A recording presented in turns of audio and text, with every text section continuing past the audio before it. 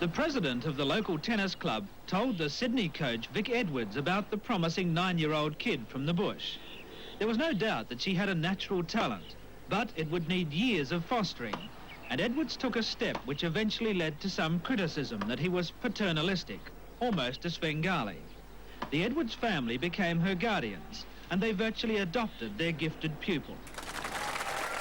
Well, that is our mystery guest. As a 9-year-old tennis prodigy, she went on to win 92 professional titles, including 7 Grand Slams and Wimbledon in 1971 when she was just 19. This lady is an Australian sporting treasure, a legend. Please welcome Evonne Goolagong-Cawley.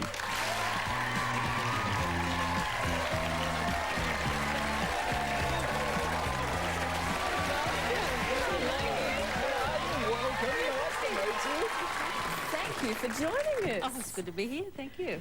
You were destined to play tennis. Most 2-year-olds have a bit of a security blankie or a teddy or a dummy. You had a tennis ball. Yes, my dad bought this old car, and at the bottom of the car he found this tennis ball which had no hair on it at all.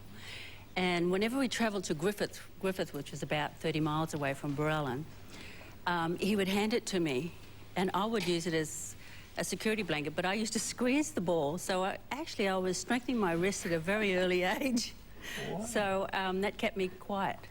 But then at age 3, you got your very first tennis racket, and you brought it along to show us tonight. I sure did. Let's have a look. There it is.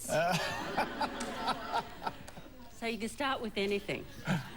My dad cut a handle out of a board like this. I actually saw my older sister and brother hitting a ball against the wall. So being the sort of younger one, I probably went up and took it off them. But I kept hitting against the wall. So you were just destined to go there. And did you dream about Wimbledon? Well, I think it wasn't until the age of 9 I read this cartoon magazine story called Princess Magazine. The story was about a young girl who was found, trained and taken to this place called Wimbledon, where she played on this magical centre court, and where she eventually won. So every time I'd go back and hit against the wall, I used to pretend that I was there. And every time I went to sleep at night, I would dream about playing on that magical court one day. But then we move forward to 1970, and you make it, you're at Wimbledon, first time. Do you remember how you felt? Well, I remember there was a cocktail party just the night before Wimbledon started, and the head of Dunlops took me out on the court, and when there was no net, it was dead silence. And I just looked at it and I thought, wow, I'm here. My dream has come true. I've actually seen it. And I remember playing a girl named Peaches Bartkowitz, what a name, an American top player in those days, and she beat me pretty convincingly. Then when I got off the court, my coach said, oh, well, you know, maybe I better enter you in the plate event for first and second round losers. And maybe that way you'll get used to the atmosphere, the crowd, and, you know, and the courts and everything. And so I played that and ended up winning it. Now, it wasn't all happening just on court, off court. You met a dashing young English player and love blossomed. Yes, I actually met Roger the first time I went over there. It was in 70 when I was 18. And it was at a cocktail party in Guildford at a tournament, and yeah, he just made me laugh, and I think I knew then that, you know, maybe something really good's going to happen, and it has, because we've been married 32 years this year. Oh, wow. That is so romantic. What a wonderful story. Let's go back though to a very special year. You were 19. Your dream came true, and you beat your role model, fellow Australian, the amazing Margaret Court, in the Wimbledon Final. Let's take a look at that match. From the left-hand court, she serves too long. Now, what will this one be? Second one, it's a double.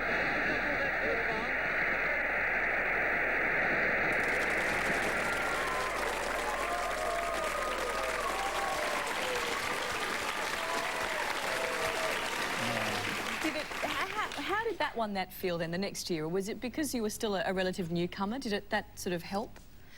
Well, I was just so over the moon about winning, but at the same time, she was pregnant. I found out later, and I thought that's why she played so badly. She didn't play very well, because that same thing happened to me later on. Well, I was going to say, because you were saying you had nothing to lose. You won Yes. Wimbledon at age 19, then all the pressure comes. That's you, right. You were in another 3 Wimbledon finals, I That's think, right. after that, before you then won your next one against Chrissy Evert, and you were a mum yourself. That's and, right. and the first mum to do it since, what year, 1914? Dorothy Lambert Chambers in 1940. They told me that when I came off the court, and I was like, oh, really? You know. Tell us what you're doing now. What keeps you busy nowadays? Well, I decided when we came back from America about 16 years ago, I decided I want to do what makes me happy. And what makes me happy is working with young people. So I've been working with Tennis Australia for about 7 years on the Evonne Goolagong Getting Started program for young girls. Just over the last 3 years, we have the Indigenous Goolagong Development Camp. It targets all the best Indigenous players from around Australia who are actually playing tournaments, but not just about becoming better tennis players, but coaches and administrators, so we can get more Indigenous kids playing tennis, and maybe those coaches can go out to communities and start some other kids playing. Well, so you're inspiring the next bunch of tennis players coming through, which is wonderful, because they've got a great heritage to live up to. Thank you for joining us. Thank you. Ladies and gentlemen, please thank Evonne Goolagong-Cawley.